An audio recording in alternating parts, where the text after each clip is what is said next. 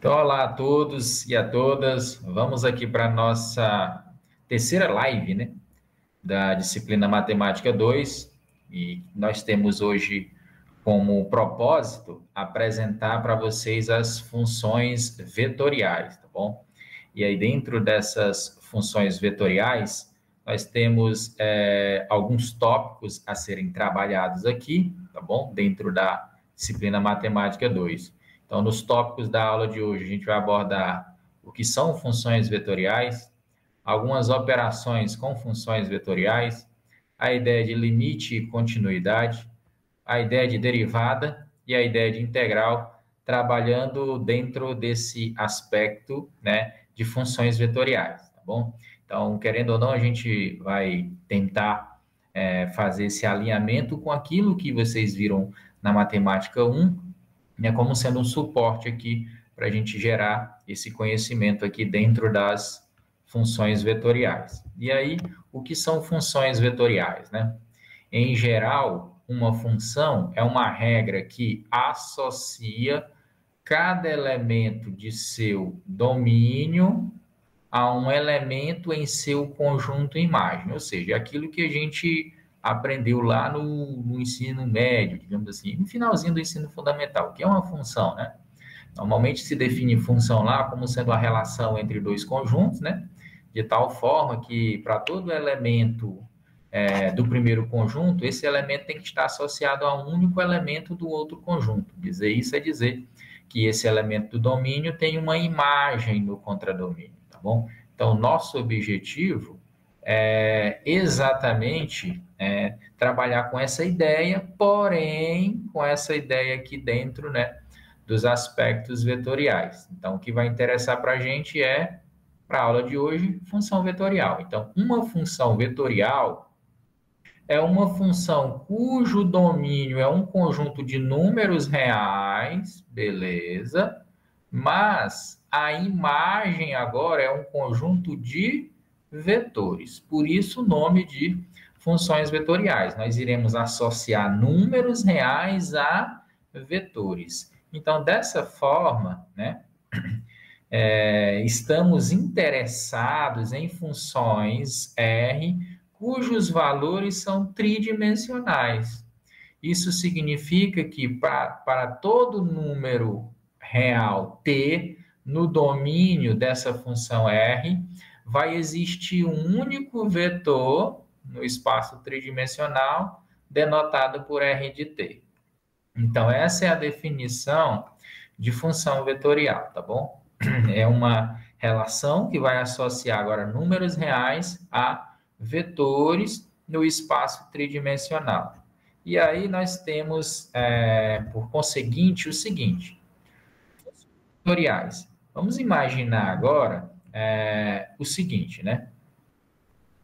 Se f de t, g de t e h de t são as componentes do vetor r de t, então f, g e h são funções reais chamadas funções componentes de r e podemos escrever. Ou seja, imaginemos que agora nós temos três funções e essas funções são componentes de um vetor r de t.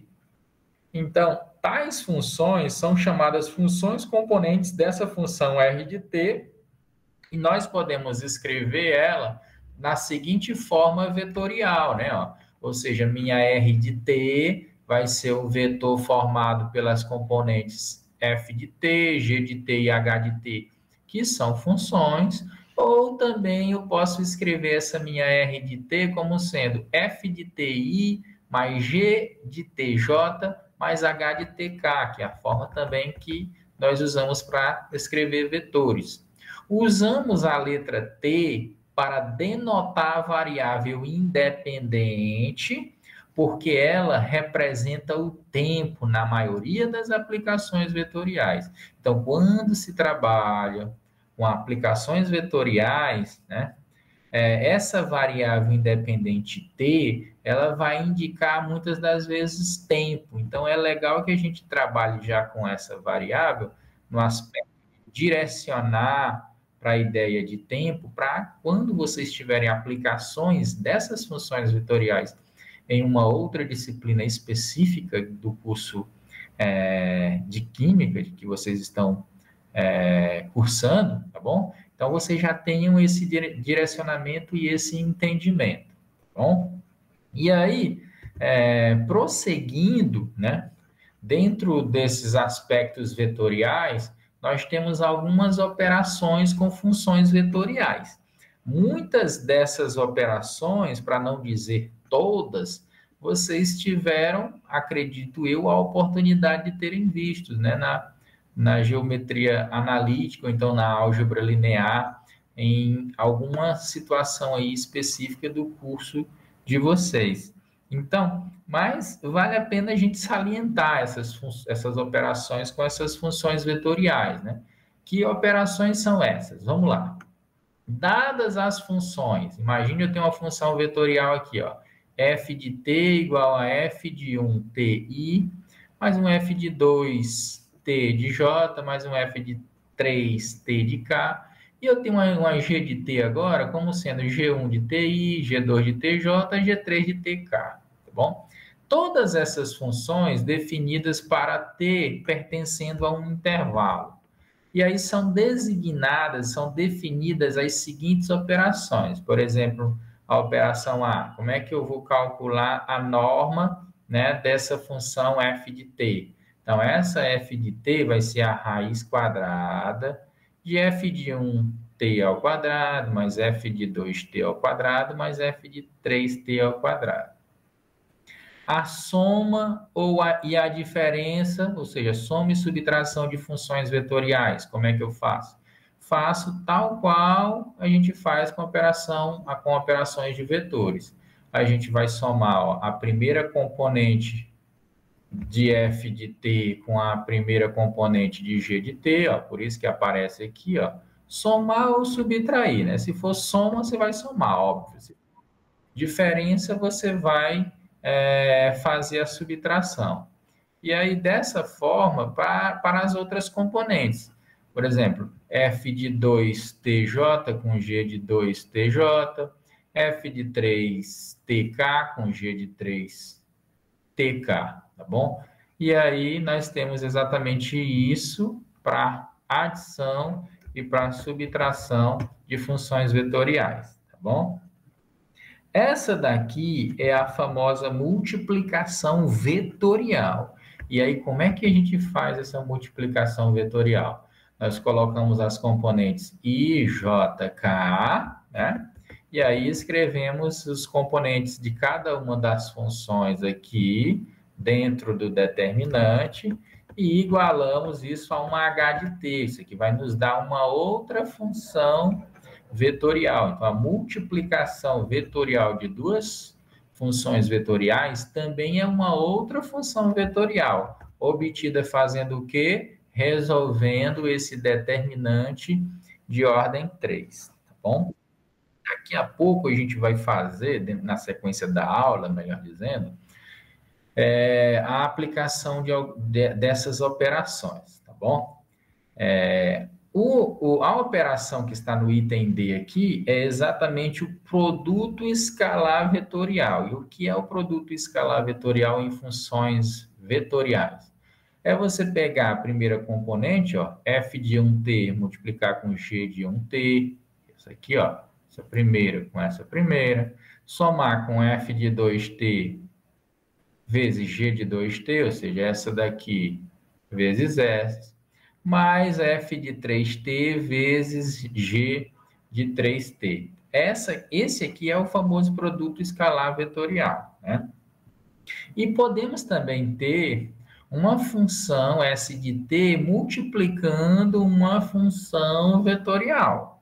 E aí basta multiplicar essa função por cada um dos componentes, né, da função vetorial. Então, essa S de t, ela vai multiplicar f1 de ti, vai multiplicar aqui, ó, f de 2 de tj, vai multiplicar f de 3 de tk, tá bom? Então, é dessa forma que a gente procede para as operações envolvendo funções vetoriais, tá bom? Então, na sequência aqui, a gente precisa falar de domínio. Por que a gente precisa falar de domínio? Pelo seguinte fato.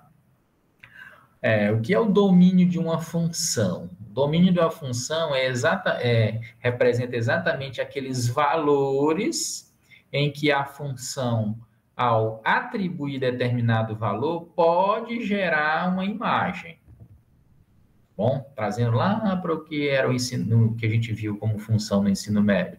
Para todo x tem que estar associado a um y, mas nem toda função pode fazer com que eu tenha todos os valores do domínio tendo imagens no contradomínio. Então, pode ser que eu não tenha todos os elementos reais. Então, é preciso saber até onde atua a minha função, até onde ela pode chegar, até que números ela pode abranger, né? Ela pode contemplar.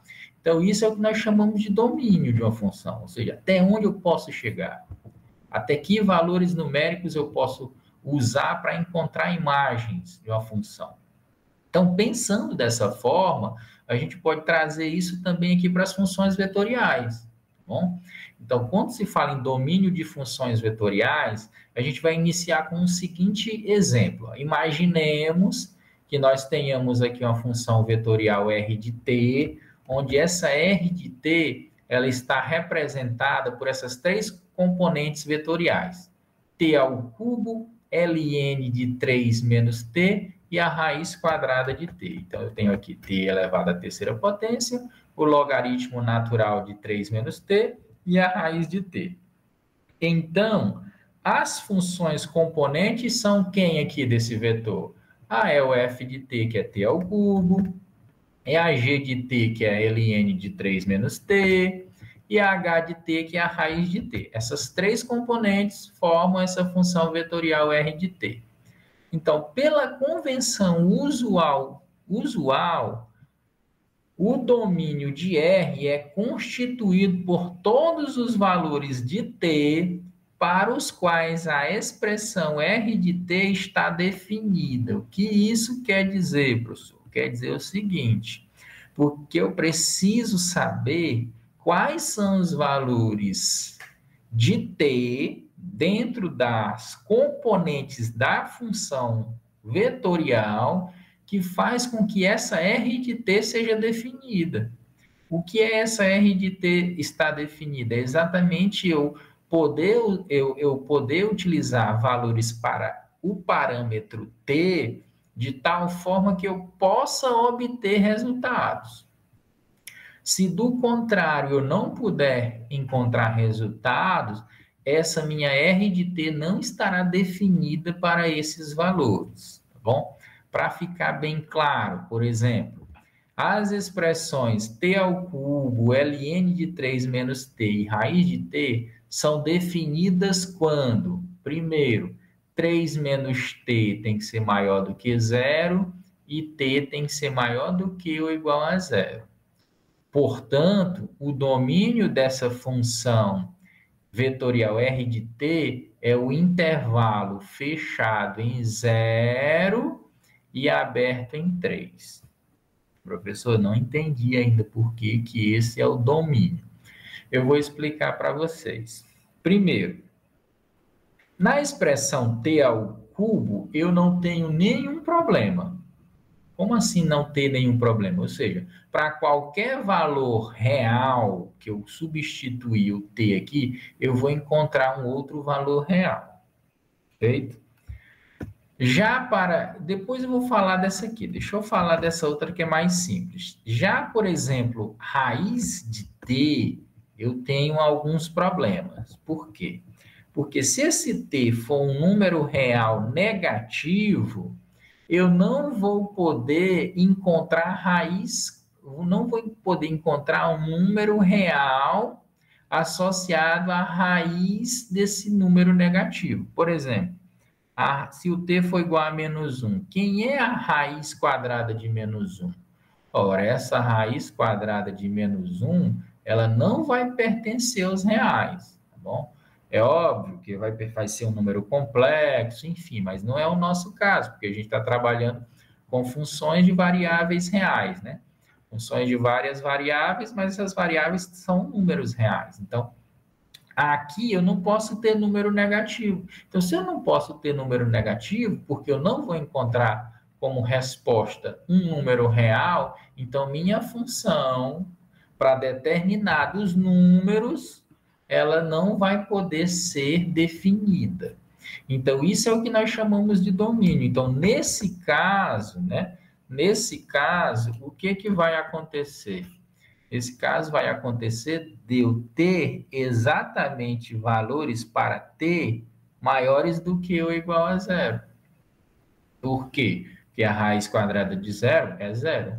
E aí, todo número positivo que eu imaginar, por exemplo, raiz quadrada de 1 é 1, raiz quadrada de 2 é um número irracional, mas é um número real, certo? Aí, a mesma coisa vai acontecer aqui, ó, no logaritmo natural. O que é o logaritmo natural? É aquele logaritmo de base E, né? Onde a base é o número de Euler. E aí, esse logaritmo natural de 3 menos t, esse 3 menos t é o logaritmando. E aí nós sabemos pela definição de logaritmo que o logaritmando tem que ser estritamente positivo. Então, por isso que eu escrevo 3 menos t maior do que zero. Agora, isso daqui, ó, 3 menos t maior do que zero e t maior do que ou igual a zero, vai resultar nesse intervalo fechado de 0 até 3. Intervalo fechado em 0 e aberto em 3. De que forma? Vamos lá, o próximo slide vai nos ajudar a entender isso. Então, primeiro, quem é o domínio dessa função? Primeira coisa, 3 menos t tem que ser maior do que 0, tá bom? Passando, digamos assim, o t por segundo membro dessa desigualdade, eu posso escrever assim, ó, 3 é maior do que t. Então, sem perda de generalidade, se 3 é maior do que t, então o t é menor do que 3. Então, isso nos dará o quê? Isso nos dará um intervalo, né? Onde eu vou ter aqui, ó, todos os valores menores do que 3, servindo para mim, ó. Todos os valores aqui, ó, menores do que 3, satisfazem essa componente aqui, ó, ln de 3 menos t. Mas, por outro lado, o que tem que acontecer? Por outro lado, a raiz de t, como eu não tenho como encontrar um número real quando eu tenho raiz quadrada de um número negativo, não vai admitir raiz quadrada real, né, de número negativo. Então, esse t, nesse caso ali, precisa ser maior do que ou igual a zero. Se ele é maior do que ou igual a zero, então é como se nós tivéssemos isso daqui, ó, maior do que ou igual a zero. Então, aqui é o zero, e aqui, como é maior do que ou igual a ele, eu vou incluir o zero, e serve todos os números que estão à direita aqui de zero, né? E aí, o que a gente precisa fazer? A gente precisa fazer, vamos chamar isso aqui de intervalo 1, e esse aqui de intervalo 2. O que tem que acontecer? Para as componentes desse vetor, ela tem que satisfazer, né, essa função vetorial, ela tem que contemplar as três componentes vetoriais. Então, é necessário que eu tenha valores para t que satisfaçam essa componente, essa componente e essa componente. Então, eu preciso que esse intervalo numérico contemple os três. Então, eu tenho que pensar exatamente na intersecção desses intervalos. Então, quem é a intersecção do intervalo 1 com o intervalo 2? Né? A gente vai ter aqui exatamente essa configuração aqui, ó. O que é a intersecção? São aqueles locais do intervalo que estão nos dois intervalos ao mesmo tempo. Por exemplo, as partes que estão no intervalo 1 e no intervalo 2, as partes comuns, fazem parte da intersecção. Então, nesse caso, ó, eu vou ter aqui essa parte do zero, né? Esse intervalo é comum aos dois, então vai fazer parte da intersecção, né? E aí a gente observa que aqui eu não tenho intervalo, aqui eu não tenho intervalo, então não vai fazer parte da intersecção. Então, o que é que sobrou para a gente? Sobrou exatamente esse intervalo fechado em 0 e aberto em 3. Então, o domínio dessa função vai ser exatamente o intervalo fechado em 0 e aberto em 3. Você poderia até definir dessa forma, né? Que o domínio dessa função seriam todos os x pertencentes aos reais, tal que 0 é menor do que ou igual a x, que por sua vez é menor do que 3, tá bom? Esse é o domínio, né, das funções vetoriais. Esse é o nosso entendimento para essas funções vetoriais, tá bom? Qualquer questionamento aí, alguma dúvida, podem levantar a mão aí, tá bom? Ou então simplesmente fazer a pergunta, ok? Podemos continuar? Então vamos lá. Então, já que a gente definiu e entendeu o que é o domínio de uma função vetorial, agora a gente vai falar sobre o limite, né? O que vem a ser o limite? Ora, o limite de uma função vetorial R é definido tomando-se os limites de suas funções componentes. Então, se eu quero calcular o limite de uma função vetorial, então basta eu olhar para as funções que são componentes desse vetor e aplicar a ideia do limite, aquelas ideias que a gente aprendeu lá na matemática 1, né, no cálculo 1. Então, imaginamos o seguinte, se R de t é uma função vetorial com as componentes f de t, g de t e h de t, então, o limite de R de t, quando t tende para A, né, vai ser um vetor formado pelo limite de f de t quando t tende para A, o limite de g de t quando t tende para A e o limite de h de t quando t também tende para A, tá bom? Desde que os limites dessas funções componentes existam. Então, se os limites das componentes existem, então o limite da função vetorial também vai existir, tá bom? E aí, outra coisa interessante, né? Que os limites das funções vetoriais obedecem às mesmas regras que os limites das funções reais, tá bom? É o que eu estava comentando, né? Ou seja, tudo aquilo que se aprendeu lá no cálculo 1, lá na matemática 1, né? É exatamente contemplado aqui, todas aquelas propriedades, todas aquelas aqueles direcionamentos, aquelas definições e operações envolvendo limites também, né, são aplicadas aqui. Então, por isso que a gente pode falar o seguinte, né, dessas propriedades. Sejam f de t e g de t duas funções vetoriais. E h de t, por exemplo, uma função escalar definida no mesmo intervalo. Então, pensemos o seguinte, se o limite de f de t, quando t tende a t0, é igual a um vetor A. O limite de g de t, quando t tende para t0, é um vetor B. E o limite de h de t, quando t tende para 0, é um número real m. Então, o limite da soma de funções vetoriais, a soma ou a diferença, quando t tende para t0, vai ser exatamente a soma ou a subtração desses vetores, né? No caso aqui, o vetor A e o vetor B. Então, querendo ou não se lembrar, então é a mesma coisa que acontecia lá nos vetores, né? Melhor dizendo, lá nos limites do cálculo 1.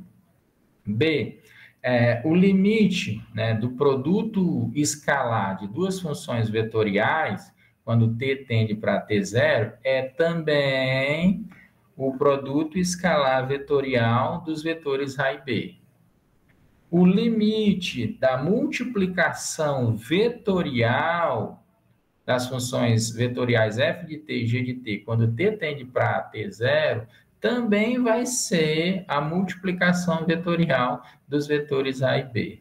E se nós tivermos o limite de uma função escalar vezes uma função vetorial, quando t tende para t zero, isso daí vai ser exatamente para a gente, né, esse número real m vezes, né, o vetor a. Bom, querendo ou não, é só uma adaptação daquelas propriedades nos limites, tá bom? Aqui nas funções vetoriais. A ideia de continuidade, né, de funções vetoriais contínuas também é satisfeita aqui, ou seja, uma função vetorial R é contínua em A se o limite de R de t, quando t tende para A, coincide com R de A. E aí daí conclui-se que R é contínuo em A se e somente se suas funções componentes f, g e h são contínuas também nesse ponto A, bom, nesse número A, ok? Para colocar em prática aí o que a gente viu, nós temos esse exemplo 1. E o que nós temos nesse exemplo 1? Seja a função vetorial f de t, né, formada pelas componentes, né, t ao quadrado, 8 menos t ao cubo sobre 4 menos t ao quadrado, logaritmo natural de t, determine o limite da função quando t se aproxima de 2. Então, o que é que ele quer que nós façamos aí? Vamos lá, solução. Ele quer que nós calculemos o limite de f de t quando o t se aproxima de 2. Ou seja, quem é esse limite? E aí nós vimos agora há pouco o seguinte, né, que esse limite aí, ó, né, ó, esse limite de r de t quando t se aproxima de a, né, vai ser exatamente o limite, né, quando t se aproxima de a das três componentes. Então, nesse nosso exemplo, quem são os componentes aqui, né? É t ao quadrado, 8 menos t ao cubo, sobre 4 menos t ao quadrado, e ln de t. Então, isso daqui nos dará o seguinte, né? Nos dará um vetor, né, formado pelo limite de quem? De t ao quadrado, quando t se aproxima de 2, certo? E o limite de 8 menos t ao cubo sobre 4 menos t ao quadrado, também quando t se aproxima de 2, e o limite do logaritmo natural de t quando t se aproxima de 2. É isso aqui que vai nos dar, né, o limite dessa função vetorial, quando t se aproxima de 2. Mas isso daí vai ser igual ao que mesmo, né? Aí você pode fazer isso separado. Como assim separado? Por exemplo, quem seria o limite de t ao quadrado quando t se aproxima de 2? Ora, quando t se aproxima de 2, eu vou ter que esse t se aproximando de 2, então é como se eu tivesse 2 ao quadrado, isso daqui vai para 4, certo? O outro é o limite de 8 menos t ao cubo sobre 4 menos t ao quadrado quando t se aproxima de 2. Isso daqui vai ser o quê? Aí vamos lembrar do seguinte, né? Quando t se aproxima de 2, 2 ao cubo é 8. Aí 8 menos 8, 0. Sobre. Quando t se aproximar de 2, t ao quadrado é 4. Aí 4 menos 4, 0. Eu vou ter 0 dividido por 0. Isso aqui é uma indeterminação matemática. Então, quando acontece essa indeterminação matemática, você pode aplicar a regra de L'Hopital. E aí, o que diz a regra de L'Hopital? Quando você tem essa indeterminação, você pode derivar o numerador e o denominador, né? Você pode aplicar a derivada. Então, no numerador vai ficar o quê? Ó? A derivada da constante 8 é zero.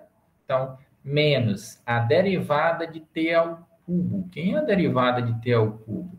Vai ser 3t ao quadrado. Então, eu vou ter menos 3t ao quadrado, tá bom?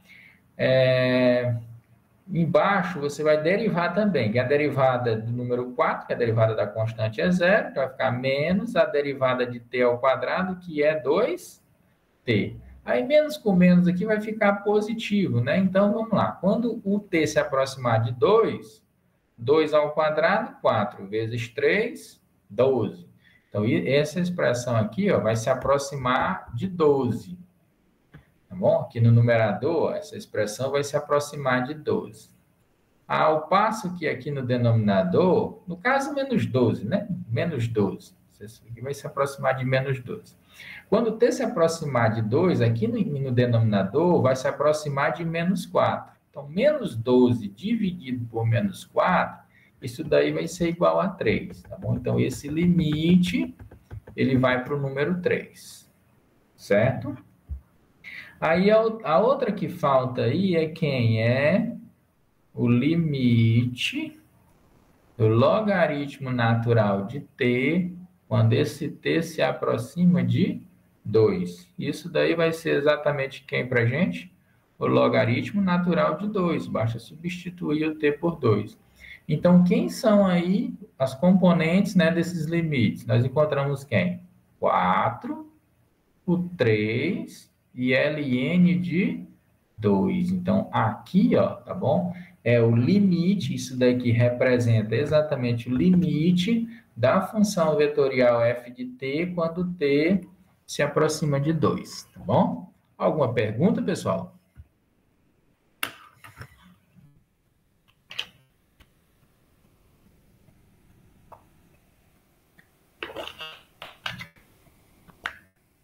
Não? Então, vamos lá.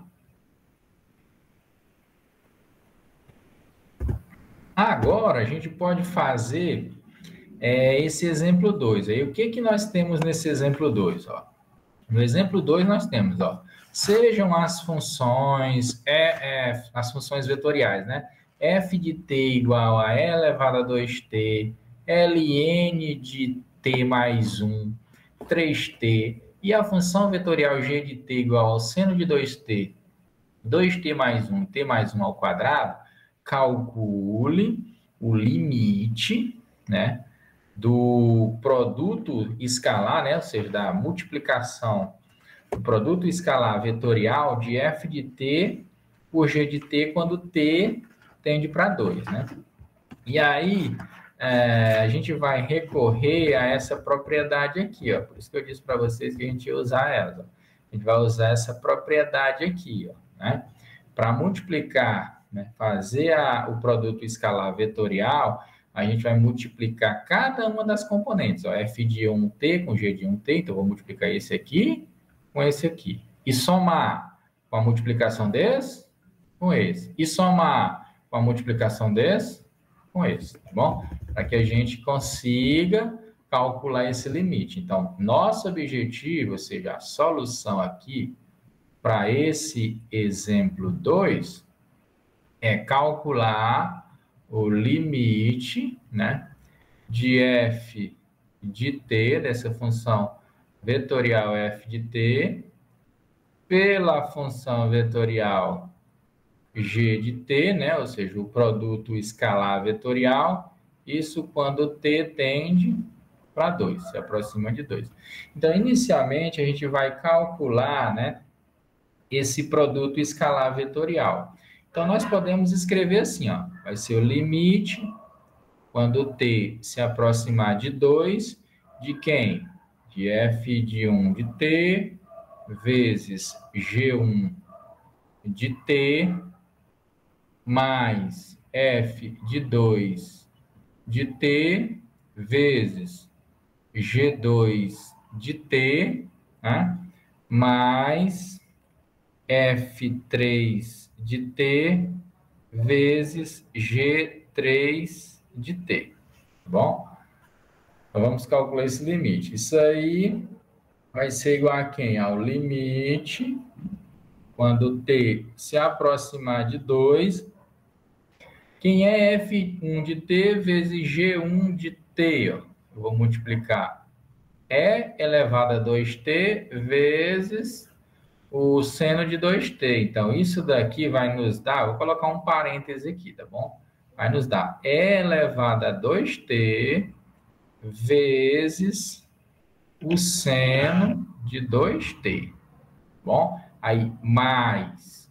Agora, eu vou multiplicar essa componente com essa componente aqui, tá bom? Que é o f de 2t vezes o g de 2t. Então, aí, para não confundir o logaritmo t mais 1, o logaritmando t mais 1 com 2t mais 1, eu vou só colocar o 2t mais 1 na frente, tá bom? Porque não vai alterar muita coisa, tá bom? Então, vai ficar 2t mais 1 vezes o logaritmo natural de t mais 1. Porque senão iria ficar logaritmo natural de t mais 1 vezes essa expressão 2t mais 1 ia ficar um pouquinho estranho, tá bom? Mas agora quem? F de 3t vezes g de 3t. Então, a gente vai multiplicar esse 3t com t mais 1 ao quadrado. E aí eu vou fechar esse parêntese aqui. Aí isso daí vai ser igual ao quê? Vou trazer bem para cá, tá bom? Isso daí, para nós, tá bom? Vai ser igual ao limite quando t se aproximar de 2, de quem? Olha, quando t se aproximar de 2, aqui a gente vai... Dá até para fazer direto, né? Precisa nem... dá para fazer direto, pessoal. Aqui basta a gente pensar no seguinte, ó.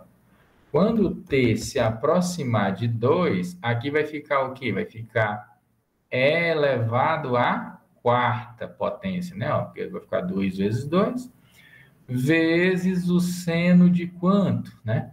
Ora, quando t for 2, vai ficar seno do número 4, mais, quando t for 2, vai ficar, ó, 5, né? Porque vai ficar 2 vezes 2, 4, mais um 5. 5 ln de quanto? T é 2, então 2 mais 1, 3. 5 ln de 3, mais... Aí quanto, né? Quando o t se aproximar de 2, esse aqui vai para 6, né? Porque vai ficar 3 vezes 2, 6. Esse 6 vai multiplicar, ó. T é 2, 2 mais 1, 3 ao quadrado, 9. Vai ficar 6 vezes 9, que é 54. Então, esse cara aqui vai para 54. Pronto. Então, esse é o valor do limite, né, desse produto escalar vetorial das funções vetoriais f de t com g de t. Tranquilo, galera? Esse exemplo 2? De boa, né? Então, dessa forma, a gente agora já pode também falar sobre derivadas, né? E aí, quando se fala de derivadas de funções vetoriais, a gente vai usar aquela mesma definição do cálculo 1. Então, seja f de t uma função vetorial, a derivada dessa função vetorial é uma outra função vetorial chamada f' de t, né?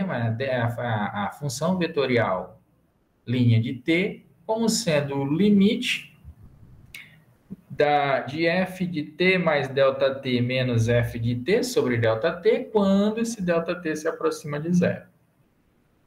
Bom, a definição de derivada, utilizando o limite. Para todo t em que o limite existe. Se a derivada existe em todos os pontos do intervalo i, então dizemos que a função vetorial ela é diferenciável nesse intervalo, ou seja, a gente pode aplicar essa derivada em cada uma das componentes, né? Então, a derivada da função vetorial f de t vai ser f1' de ti mais f2' de tj mais f3' de tk. Tá bom? Ou seja, você pode aplicar a derivada em cada uma das componentes, que é o que nós temos aqui como exemplo, ó. Determine a derivada de r de t, onde essa função vetorial ela é escrita como 1 mais t ao cubo i mais t vezes e elevado a menos tj, mais o seno de 2t. Então, como é que a gente escreveria, né, essa função, a derivada dessa função? Então, para a gente calcular a derivada dessa função, basta a gente utilizar as definições que nós aprendemos agora há pouco, né? E que definições são essas, né? Basta a gente fazer o seguinte: nesse caso, a derivada, se a gente tem essa função, eu vou colocar aqui, organizadinho, né? Solução. Quem seria essa derivada, então? Essa derivada, ou seja, a R' de t, vai ser exatamente a derivada de cada uma dessas componentes. Então, quem é a derivada de 1 mais t ao cubo? A derivada em relação a t, a derivada da constante 1 é zero, a derivada de t ao cubo é 3t ao quadrado, é isso aí, i, né, que é o do vetor.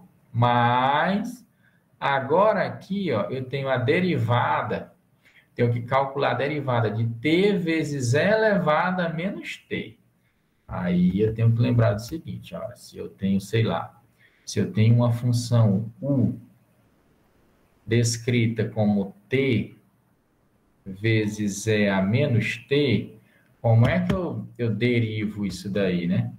Aqui, querendo ou não, é a derivada do produto, né? E aí, na derivada do produto, o que a gente sabe? A gente sabe o seguinte, que a derivada de u vezes v, né, é a derivada de u vezes v mais u vezes a derivada de v, tá?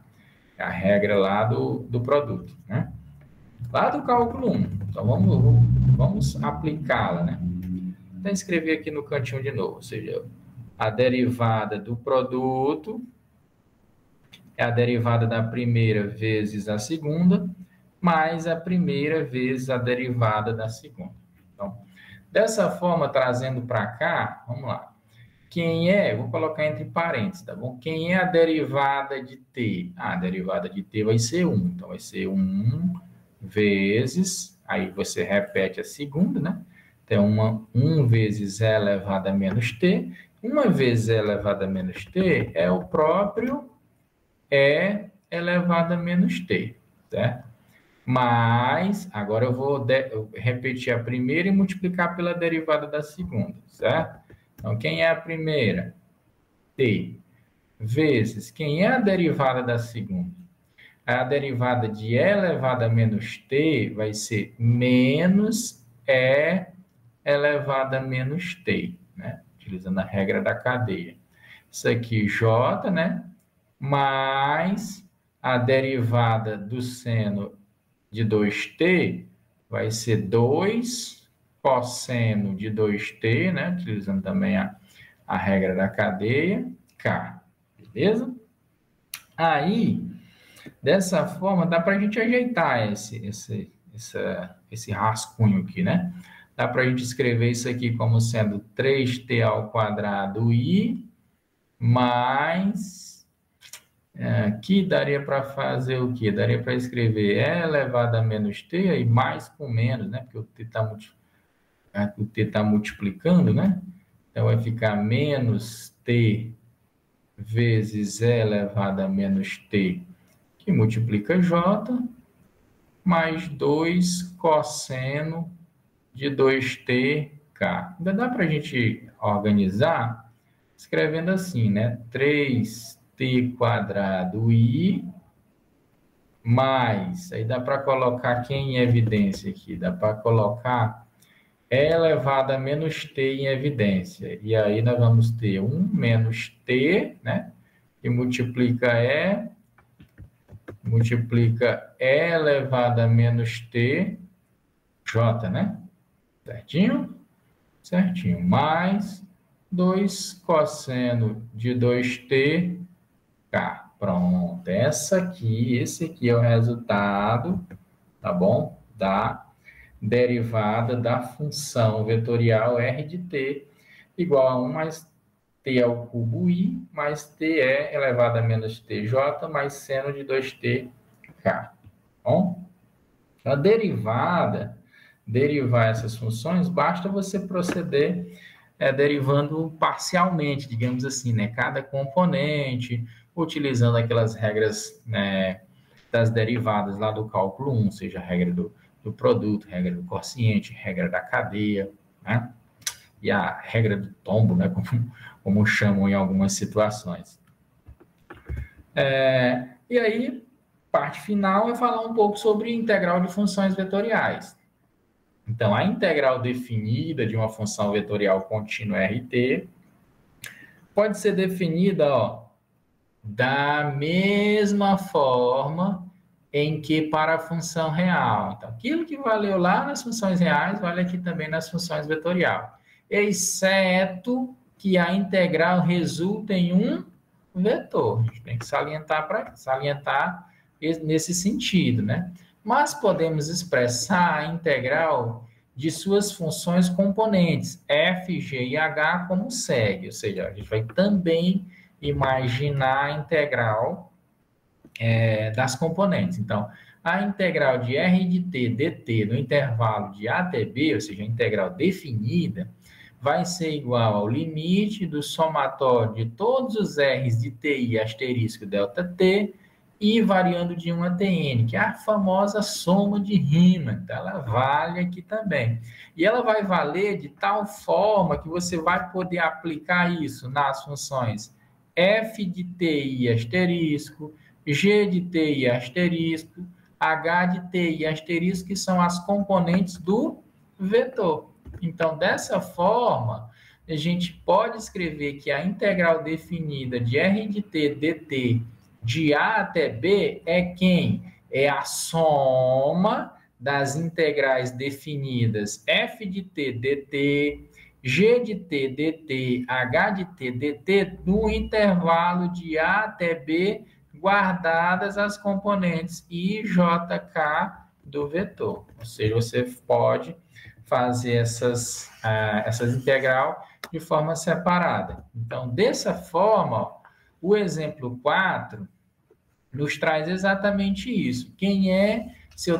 Se r de t é igual a 2 cosseno de ti mais seno de tj mais 2tk, calcule quem é a integral de r de t dt. Ora, a integral de r de t dt, pelo que a gente percebeu aqui, vai ser as somas das integrais definidas das componentes. Então, a gente pode escrever isso daqui, a integral de r de t dt, a integral dessa função vetorial, como sendo a integral, observe que aqui a gente está aplicando a integral definida, né? Desculpa, indefinida. Mas já a gente vai usar o item B como uma integral definida. Então, quem é a integral indefinida de r de t dt? Essa aí vai ser a integral de 2 cosseno de t dt, né? Onde isso daqui,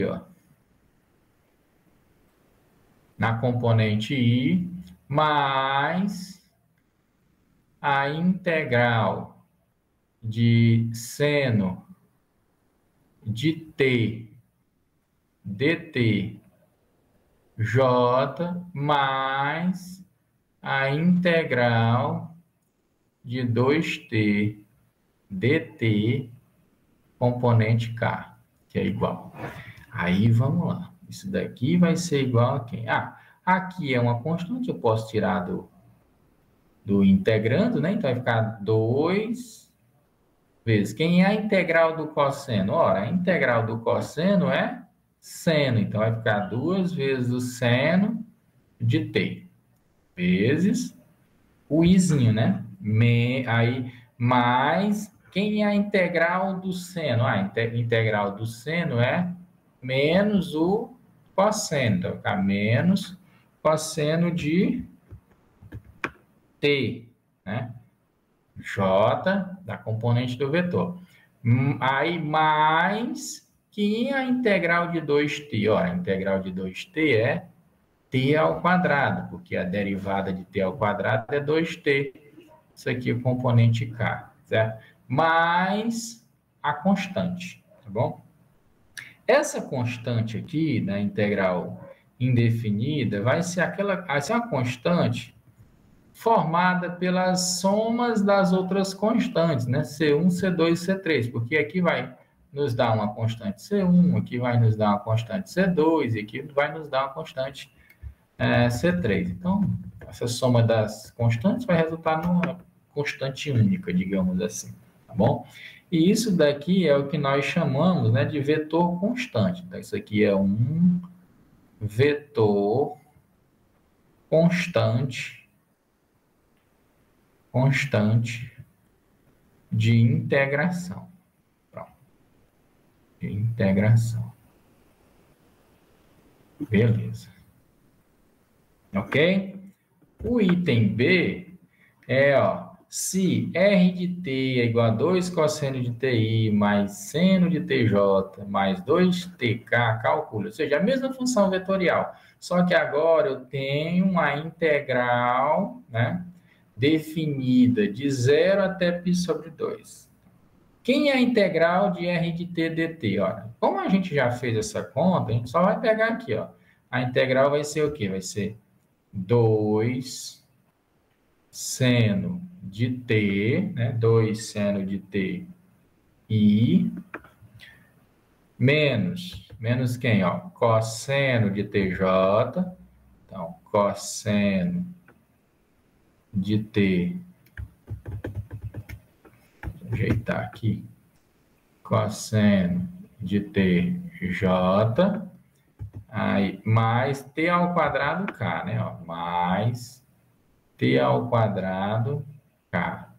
Isso daqui, agora de 0 até π sobre 2, utilizando exatamente o teorema fundamental do cálculo. E aí, pelo teorema fundamental do cálculo, primeiro nós iremos substituir por π sobre 2, né, o parâmetro t, e depois por 0, né? Então, vamos fazer exatamente isso. E aí, isso daqui nos dará o quê, né? Primeiro, quando for π sobre 2, nós teremos 2 seno de t, mas quem é o t? 2 seno de π sobre 2 i menos o cosseno de t, mas quem é t? π sobre 2 j mais t ao quadrado, né? Mas quem é o t? π sobre 2 ao quadrado, certo? Aí, menos quem? Agora, quando nós tivermos o t igual a 0, vai ficar 2 vezes o seno de 0 i, né? Menos o cosseno de 0 j, mais 0 ao quadrado k. Pronto. Que é quando o t for 0. Aí vamos fazer as contas aqui, né? O seno de π sobre 2 é 1, né? Que é o seno de 90. É 1. Então vai ficar 2 vezes 1, 2. 2 o quê? 2i, né? Menos o cosseno de π sobre 2 é 0. Vai ficar menos 0 vezes j, que é 0, né? Então, deixa aqui, menos 0. Vou colocar assim. Mais π sobre 2 ao quadrado. Então, vai ser π ao quadrado sobre 4. Aqui faltou o k, desculpa. K, ó, né? K. Aqui 0 vezes j vai ser 0, não tem jeito. Então, deixa assim, né? Menos quem agora? Dá até para a gente fazer logo o jogo de sinal, né? Não precisar nem eu ter colocado esse parênteses. Deixa eu tirar aqui esses parênteses, pronto, e a gente ir direto, né? Vai ficar 2i, né? Menos 0, vou colocar por colocar, mais π ao quadrado sobre 4. Agora vamos lá, né? K, né? Aqui tem um K, desculpa, K. Aí, ó, menos, quem é o seno de 0? Ah, o seno de 0 é 0, tá? Então, menos 2 vezes 0 vai ser 0, então, colocar menos 0, mas se você não quiser colocar, não tem problema nenhum. Aí, menos com menos aqui, ó, Menos com menos vai dar mais, né? Mais o quê?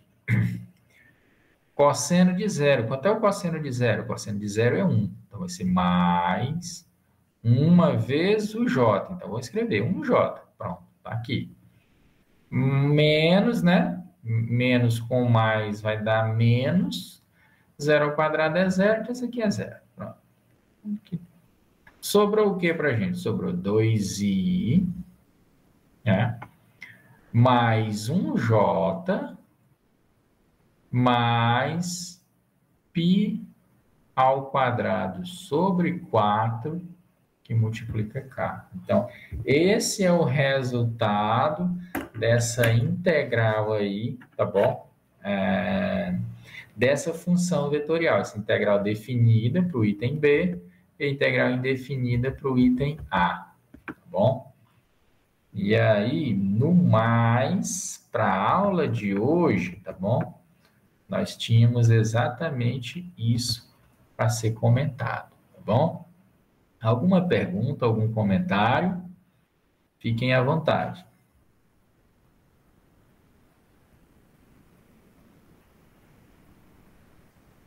Não? Então, vou encerrar aqui a gravação, tá bom?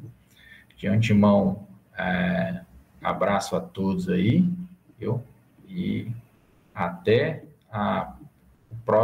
até a próxima aula, né? Até o próximo encontro, tá bom? Obrigado pela atenção e compreensão.